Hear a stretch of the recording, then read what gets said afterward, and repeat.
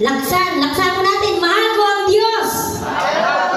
Ayan, palakpakan natin ang Panginoon. Ayan, hallelujah. Meron po tayong first timers sa likod. Welcome po natin si Brother Nonoy at si Sister Dulce. Palakpakan po natin ang Panginoon. Sabi nga ngayon ay first timer kayo, pangalawa ay kapamilya na. Welcome po kayo sa Bethel Foursquare Gospel Church. Okay, ngayon po ay darako na po tayo sa napakahalagang mensahe ng Panginoon. Makiisa po tayo sa pakikinig ng salita ng Diyos. Binibigay ko na po ang pagkakataon sa ating pastor.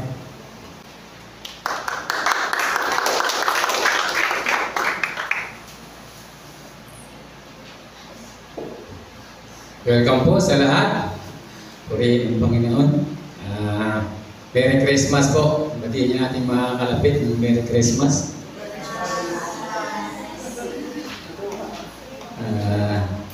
Salamat sa Panginoon sa napakagandang panahon. Marami pong wala kasi mga nagbakasyon yung iba dahil 24 ngayon eh. Nagsipin na mamayang gabi. Purihin ang Panginoon. Tayo po muna yung manalangin. Salamat po sa umagang ito, Father God, na dinako po sa lugar nito yung mga anak Panginoon at patuloy na ingatan. Pagpalain mong bawat sa amin, Panginoon. Bigyan mo kayo, Panginoon, ng pangunawa, katalinuhan, Panginoon, maunawaan namin, Panginoon, ang iyong mga salita sa umagang ito, Panginoon. Lord, bilang lingkod mo, Panginoon, tulungan mo ako, Panginoon, maibahagi ito at Panginoon, ayon lang sa iyong kalooban. Pagpalain mo yung mga salita sa umagang ito. Pagdalangin sa pangalan ng Panginoon Jesus. Amen. Thank you, Lord. Hallelujah. Ang pamagat po ng ating pag-aaralan ngayon ay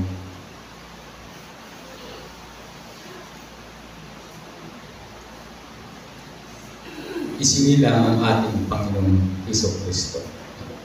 Bakit ba kailangan isilang ang Panginoon sa ating bakit kailangan pa siyang isilang? Alam po naman natin ang history at nang pasimula, sabi nga sa Genesis na nang pasimula ay wala pong anyo ang mundo. At ginawa ng Panginoon ang mundo, inayos niya, at matapos siya itong ayusin, nililang niya ang tao, at ang sabi niya, kayo ang mamamahala sa lahat ng naririto, at ang lahat ng ito ay sa inyo. Ngunit, nalungkot ang Panginoon dahil nagkasala ang tao. At nung tayo ay magkasala, tayo po ay muling bumalik sa kahirapan. Dati naman, hindi na tayo hindi na tayo nagtatrabaho. Nandun sa Garden of Eden sila Eva at si Adan na talagang namamasyal-masyal. Paghahapon, kinukumusta ng Panginoon. Kumusta na kayo? At masaya sila. At kahit yung mapapangis na hayop, ay pili po nilang makausap. Pili nilang kausapin lahat ng lingwahe ng hayop na intindihan nila. Masaya silang namumuhay at masagana po yung lugar na ipinaglagyan ng Panginoon.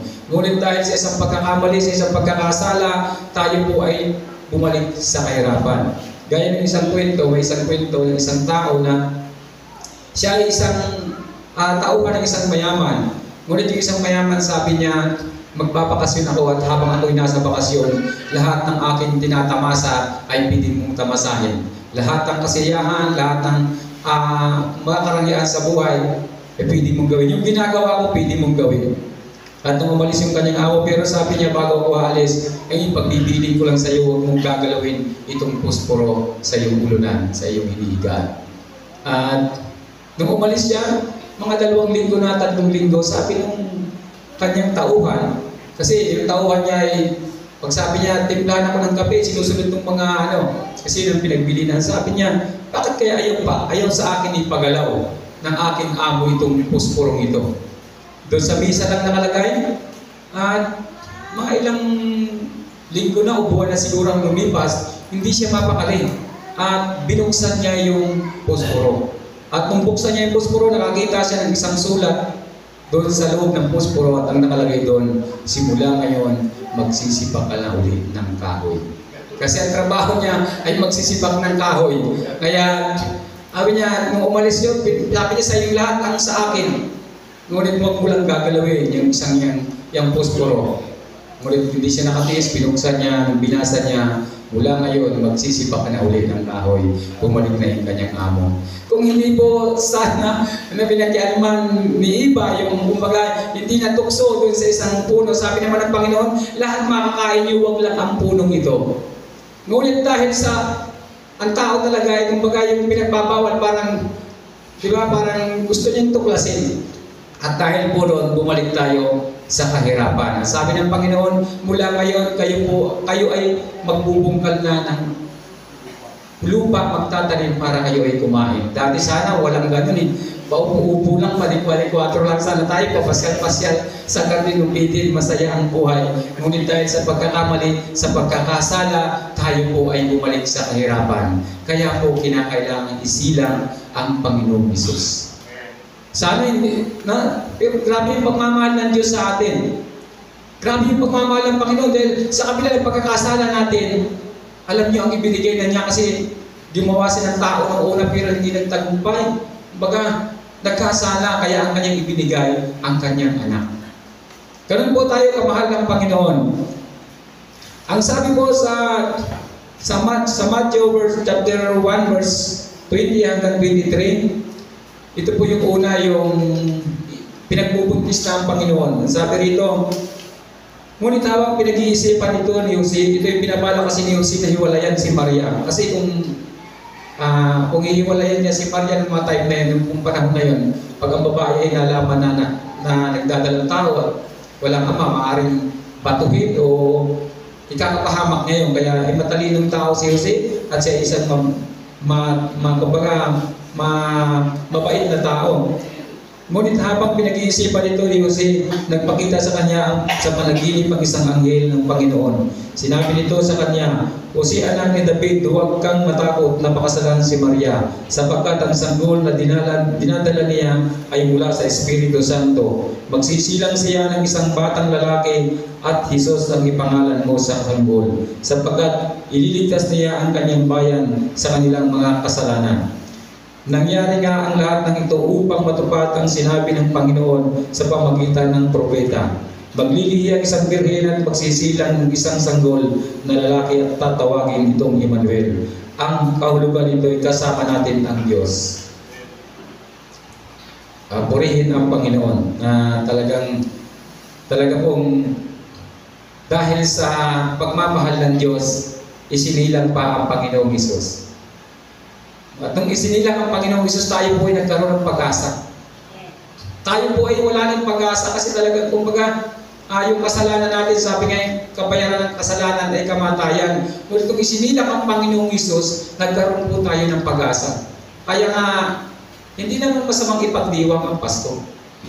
Kasi simula bata pa naman yun ay ating, kumbaga, ginugulitan natin o dinaraos natin ang Pasko sa ating mga tahanan. Ito po ay sa ating mga puso.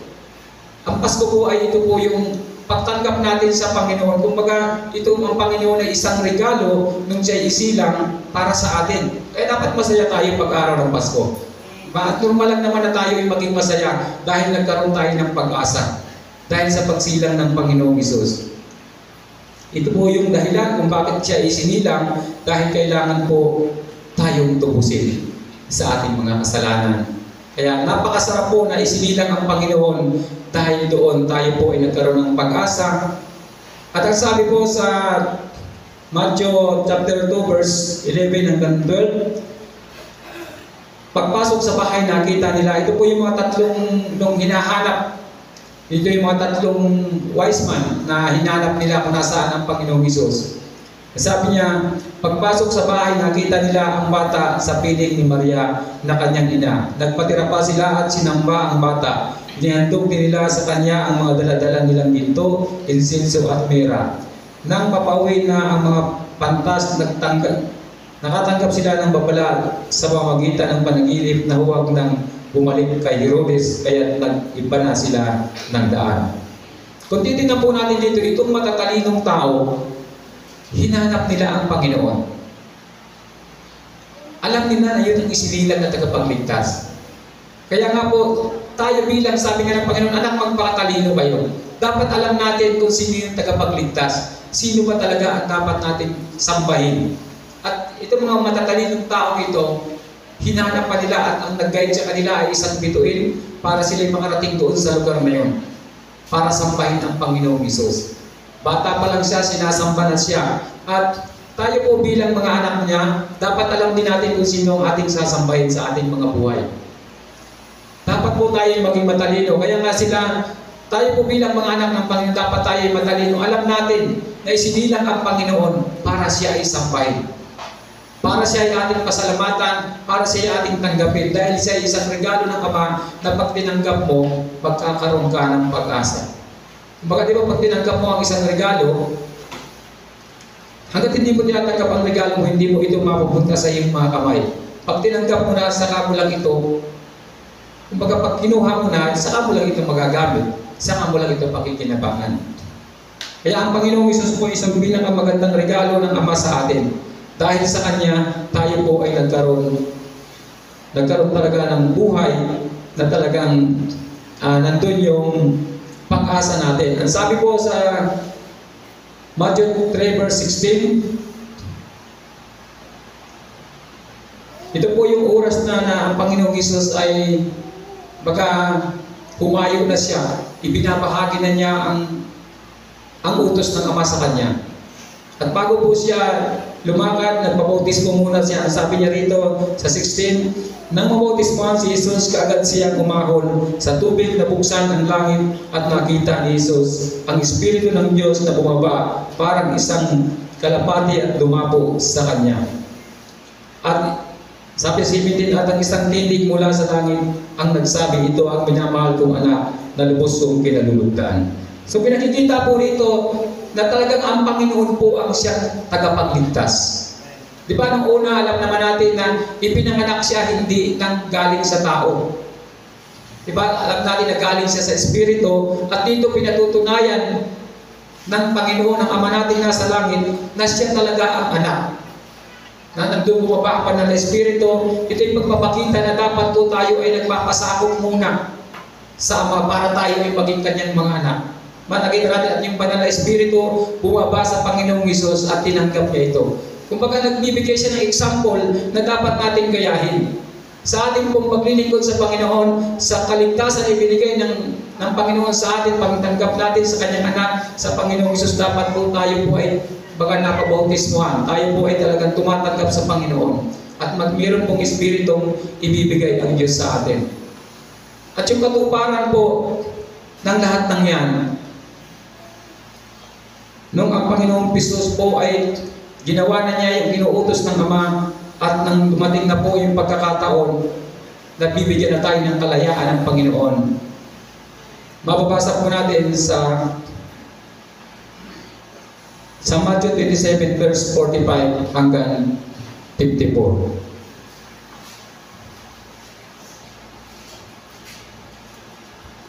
Nasabi po rito, ito na po yung katuparan. Baga, nung una, pag-asa lang na atin dahil isinilang ang Panginoon.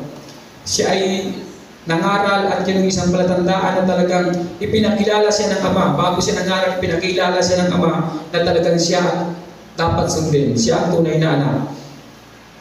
At nasabi po rito, mula sa tanghaling tapat hanggang sa ikatlo ng hapon ay nagdilim sa buong lupain. Na mag-aalas 3 na ng hapon, sumigaw si Jesus, Ili, Ili, lima sabaktani, na ang ibig sabihin, Diyos ko, bakit mo ako pinabayaan? Ito'y narinig ng ilan sa mga nakatayo roon, kaya't sinabi nila, tinatawag niya si Elias. May isang tumakbo kaagad at kumuha ng esponga, binasa ito ng maasim na alak, inilagay sa dulo ng isang patpat at pinasipsip kay Jesus. Sinabi naman ng iba, hintayin muna natin kung darating si Elias upang iligtas siya. Muling sumigaw si Jesus ng malakas at siya ay nalagutan ng hininga. Biglang nahati ang tabing ng templo mula sa itaas hanggang sa ibaba. Nayanig ang lupa at nabiyang ang mga bato. Nabuksan ang mga libingan muling nabuhay ang maraming banal na namatay. Lumabas sila sa libingan at pagkatapos na muling mabuhay si Jesus, sila ay pumasok sa banal na lungsod, na doon marami nang nakakakita sa kanila. Nasindak ang opisyal at ang mga kawal na nagbabantay kay Jesus nang maramdaman nila ang lindol at masaksihan ang lahat ng nangyayari. Sabi nila ay tunay na siya ay anak ng Diyos. Dito po sinasabi na tunay na siya ay anak ng Diyos. Kung baka napatunayan po nating lahat na talagang siya po ang tunay na tagapagligtas. At nung siya po ay mamatay sa cross, napako sa cross, doon na po natupad yung pangako ng Ama sa atin. Nandun na natupad yung talagang hinihintay natin. Noong una yung pagsilang niya, nagkaroon lang po tayo ng pag-asa. Ngunit dito na po natupad yung hindi lang talaga, kung baka makakamit mo na, yung ipinapangako ng Ama sa atin. Yung buhay na walang hanggan, yung muling pagkabuhay ng nasa Panginoon. Pagkat ito na po yung katuparan. Kaya po dapat pag ito po tinanggap natin ng Panginoon sa ating buhay, dapat po tayo ay malaya na. Dapat po tayo ay malaya na at hindi na tayo nakagapos. Dapat po malaya na tayo sa mga bagay na ito. Kumbaga dati ay parang gapos na gapos ka pa, pero dapat ngayon malaya ka na. Dapat tayo pinalaya na ng pagkamatay ng Panginoon. Dapat tayo ay maranasan na natin yung kalayaan sa mundong ito. At yung kalayaan pong yun ay galing sa Panginoon. Sa kanyang pagsasakripisyo sa atin, malaya tayong mabubuhay sa kalooban ng Panginoon. Sa ating pong pagpupuri sa Panginoon. Dapat po maranasan na natin yun, yung hindi tayo nakagapos. Ano po sinasabi kong nakagapos? Nakagapos po tayo sa lahat ng gustong ipagawa ng mundo ito sa atin. Nakagapos po tayo sa lahat ng gusto ng mundo. Kumbaga, kahit sa araw ng linggo, at mayroon ka mga kailangan lakarin, ipinagpapalit mo doon yung araw ng linggo. Binibigay mo yung oras na yon para sa ibang mga dapat mong gawin. Pero kung ikaw ay malaya na dapat po ito ay maranasan natin yung kalayaan natin sa pagpupuri sa Panginoon. Dapat po ito ay ating maunawaan na yung kalayaan ibinigay ng Panginoon, hindi po ito basta-basta. Ito po ay banal na kalayaan ibinigay sa atin ng Diyos. Kaya nga dapat po tayo ay marunong na rin pumili ng ating mga kasamahan. Hindi lahat okay lang. Kasi talagang dapat po tayo ay maging wais, maging matalino na kung sino talaga ang dapat nasasambahin natin sa ating mga buhay. Sabi ko nga, sa bawat ginagawa natin, dapat po ang Diyos ang napaparangalan. Kung gusto natin talaga na maranasan yung sinasabi ng Panginoon na buhay na walang hanggan. Kaya lagi kong sinasabi na yung ating buhay sa mundong ito ay temporary lang. Pansamantala lang ang lahat ng ito. Ang lahat po ng ito ay, sabi ko nga, minsan lang tayo dumaan sa mundo, hindi na muling mauulit. At pinakamatagal yan ay 100 years, parang hindi na nga umaabot ng ganun, madalang na. Karamihan, 60, 70 ay nawawala na. Kaya minsan lang tayo dumaan sa mundong ito, sana po matanggap natin itong gusto ng Panginoon na regalo para sa atin. Nung isinilang ang Panginoong Hesus hanggang sa siya'y mamatay, lahat po ng salita na nakalagay dito nagpapatunay na siya lang ang kaligtasan natin. Siya lang po ang magbibigay sa atin ng kaligtasan. Kaya yung kalayaan na ibinigay ng Panginoon sa atin, huwag natin itong sayangin. Huwag natin itong ibigay sa mundo. Huwag natin itong sayangin. Ito po ay ating hawakan. Hawakan natin yung kalayaan natin. Huwag tayong magpapagapos sa pamagitan ng mundo ito. Yung kalayaan natin na purihin ng Panginoon, sambahin ng Panginoon. Huwag po natin hahayaan na ito ay maagaw ng mundo. Ibigay natin ang dapat na pagpupuri sa Panginoon. At pag ibinigay natin sa Kanya yon, hindi po magkukulang ang Diyos sa lahat ng kailangan natin. Kaya po ini-encourage ko ang bawat isa na sana po lahat tayo maniwala sa lahat na sinasabi ng Kanyang salita. Dahil sabi ng Kanyang salita, mawawala ang langit at ang lupa, ngunit ng Kanyang mga salita ay hindi mawawala ng isa. Kaya po, napakapalad po natin na umpisa pa lang, alam na natin kung sino ang ating sasambahin. Salamat sa mga salita ng Panginoon talagang baga dati po wala tayong direktang relasyon sa Panginoon. Ngunit sabi niya dito, muling sumigaw si Jesus ng malakas at siya ay nalagutan ng hininga. Biglang nahati ang tabing ng templo mula sa itaas hanggang sa ibaba. Yun po yung dati natin, yung meron po, kasi nung una po ay panaghahandog ay yung mga pari lang ang pwedeng magbigay ng handog. Nung ngunit nung mamatay ang Panginoong Isus, siya po yung pinakahandog. At nung mangyari po yun, tayo po ay mayroon ng karapatang dumulog sa Ama. Direct po tayo nakakatawag sa Kanya. Kaya nga sabi ko, lagi kong sinasabi na sa ating tahanan, huwag tayong mawawala ng oras sa pananalangin. Dapat tayong mananalangin. Pupunuin natin ng banal na Espiritu ang ating tahanan. Talagang tayo pong pamilya. Lagi kong pinapaalala na sa bawat pamilya dapat mayroon po tayong time sa ating tahanan. Tipunin mo yung iyong pamilya, tipunin mo yung mga anak. Manalangin kayo kahit kalahating oras lang. Magbasa kayo kahit kaunting salita ng Panginoon at kayo manalangin gabi-gabi bago kayo matulog, manalangin kayo at pagising nyo sa umaga, kung maaaring manalangin kayo. Kahit ikaw na lang sa iyong higaan. Pero sa hapon, dapat po ang buong pamilya nag-iipon-ipon na nanalangin po. Ito po yung isang pinakamahalaga at makapangyarihan sandata natin. Yung pananalangin gabi-gabi sa ating pamilya. Kaya nga dito sa atin, sa templo ng Panginoon, sa ating pananalangin gabi-gabi, ngayon po ay talagang gabi-gabi, wala po dito palya ang pananalangin at talagang nakikita natin yung protection ng Diyos. Sabi ko nga, yung pananalangin na ginagawa natin dito, hindi po ito isang activity. Ilagay po natin sa puso natin isipan na ito ay isang opportunity na makasama natin ang Ama sa mga oras na ito. Kada gabi, tayo nakakapanalangin at napakasarap po ng pakiramdam, napakasigla sa puso natin. Alam po ninyo, subukan ninyo sa inyong tahanan, natanggapin po ninyo yung kalayaan na ibinigay ng Panginoon. Sa inyong tahanan, mag-usap kayong pamilya, ganitong oras mananalangin tayo, dapat lahat nandito, mananalangin tayo. Mararamdaman niyo po yan sa inyong pamilya. Pag kayo pinananalangin, pinakamatagal man, biro kayong mapapansin sa buhay ninyo. Biro kayong mararamdaman. Lumulog kayo sa Panginoon gabi-gabi, lumulog kayo sa Panginoon, mananalangin kayo. 1 month lang, lahat ng mga anak mo marunong ng manalangin.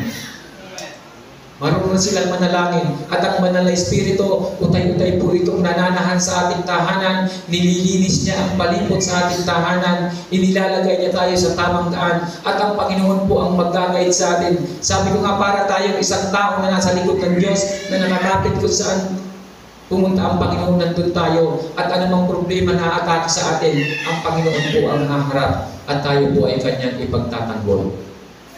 Yung pong pananalangin natin, yun po yung nagsisil sa ating pamilya. Ito po, kasi nung mamatay po ang Panginoon, lahat po ng mga banal ay bumangon. At nawasak yung tabing. Ibig sabihin, nung mawasak yung tabing, yun na po yung ating karapatan. Nagkaroon tayo ng karapatan na tumawag sa Ama. Nagkaroon tayo ng yung relasyon natin sa Panginoon, nabuksan, kumbaga sa isang pintuan, nabuksan yung pintuan para ikaw ay makapasok dun sa pinaka-hulis o bulis na dati po, mga pari lang ang nakararating doon.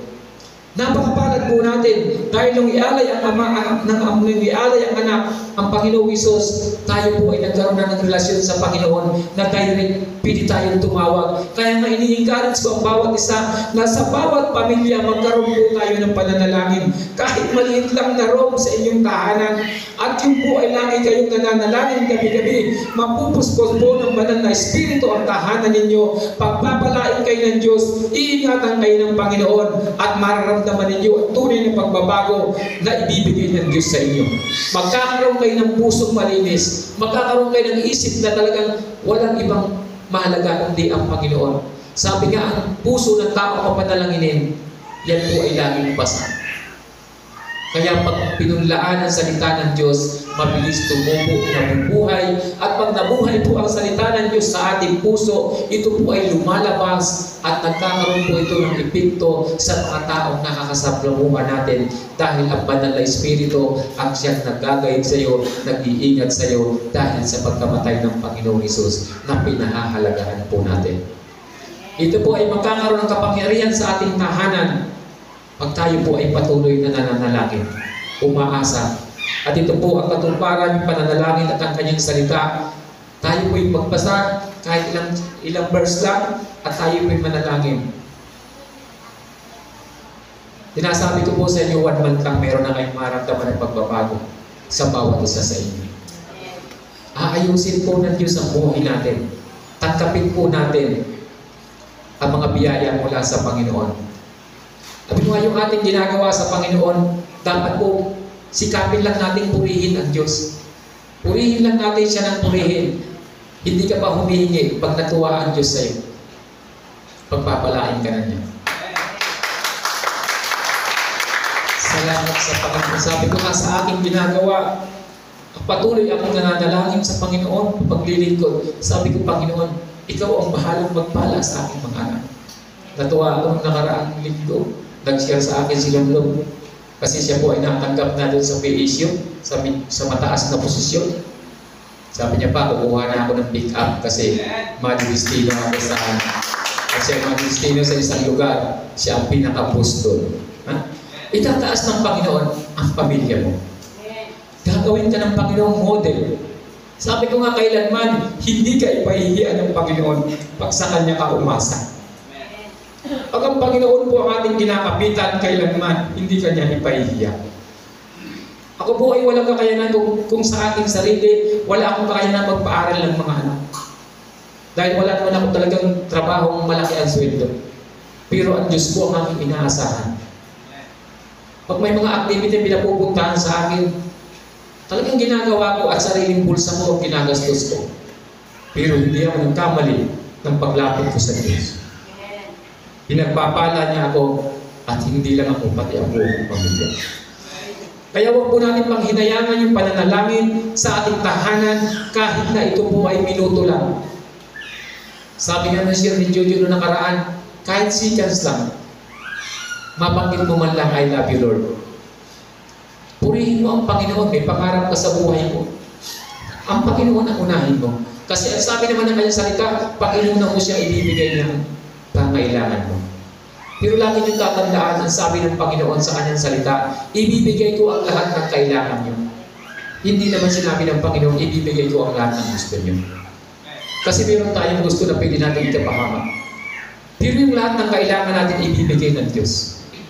Yung kailangan mo. Kasi baka yung lahat ng gusto mo, baka pag ibinigay ng Diyos, baka bukas wala ka na sa simbahan. Talino po at makapangyarihan ang salita ng Panginoon. Kaya po encourage ko sa bawat isa, sa Diyos po tayo lumapit. At yung kanya po mga salita, nagkaroon po lahat ito ng katuparan. Naganap po ang lahat ng ito, kaya kami nagpapasalamat sa Panginoon. Merong Christmas. Dahil yung Christmas po, ito po yung nananariwa sa puso kahit sa mga bata. Ipapaliwanag mo na lang ng maayos na nare-remind nila sa kanilang isip na ang Panginoon ay isinilang. Salamat sa kanyang mga salita sa umagang ito. Sana po maunawaan natin na ang Diyos po ang siya nating kakapitan palagi.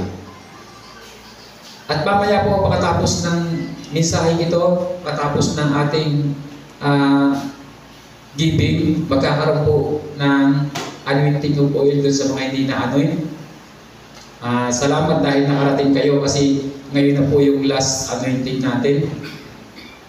Kung sino yung hindi na anoint, ako ay nagpapasalamat dahil nandito yung kapatid ko na sabi ko nga, Lord, salamat. Alam po ninyo, ang isang pinakamasaya sa buhay ng tao, pag nakasama mo lahat ng pamilya mo. Kasi dumating man yung panahon, dahil lahat naman tayo ay darating doon. Alam mo na darating ang panahon kasama mo yung pamilya mo pag nandun na kayo sa piling ng Ama. Yan ang pinakamasarap sa buhay. Kaya sabi ko nga, sa buhay natin, ano man ang kalagayan natin, ano man yung mga pinagdaanan natin, lagi mong iisipin sa puso at isip mo, mabuti ang Diyos. Lagi pong mabuti ang Panginoon sa buhay natin. Kaya salamat sa Panginoon sa kanyang mga salita sa umagang ito. Sana po, huwag natin kaliligtaan ng manalangin gabi-gabi. Sikapin natin sa una lang po ito, parang mahihirapan ka. Parang magkakahiyaan pa kahit pamilya kayo. Pero pag patuloy-tuloy po nyo itong ginagawa, masasanay kayo. At yun na po yung magiging habit ng inyong pamilya, ang manalangin. At alam po ninyo, pag nangyari ito, Magkahiwalay man kayo ng pamilya mo, pagdating ng takdang panahon, may mga pamilya na sila, yun din po ang gagawin nila sa pamilya nila. At alam po na sila po ay ligtas. Kasi laging kasama nila ang Diyos. Kasi ang sabi ng Panginoon, saan may 2 o 3 nagkakatipon sa aking pangalan, naroon ako sa kanilang kalagitnaan. Isipin mo kung kayo nananalangin sa tahanan ninyo, ibig sabihin naroon ang Panginoon. Kaya po napakahalaga ng panalangin sa ating mga buhay. Salamat po sa kanyang masalita sa umaga ito. Tayo po yung tayo manalangin. Father God, salamat Panginoon dahil patuloy mo kami Panginoon. Pinagpapala Panginoon. Lord, kami po sa inyo umaasa Panginoon. Dalangin ko Lord ang bawat isa Panginoon. Patuloy mong pagpalain Panginoon. Mabuksan sa kanilang puso Panginoon ang tunay na kaligtasan Panginoon. Pagpalain mo ang bawat pamilyang narito Panginoon. At ibigay mo sa kanila Panginoon yung mga kautusan mo, Panginoon, na sana, Lord, ito po ay maipamuhay nila, Panginoon. Salamat po, Father, at pagpalain niyo yung mga anak sa umaga ito. Ang dalangin sa pangalan ng Panginoong Jesus. Amen.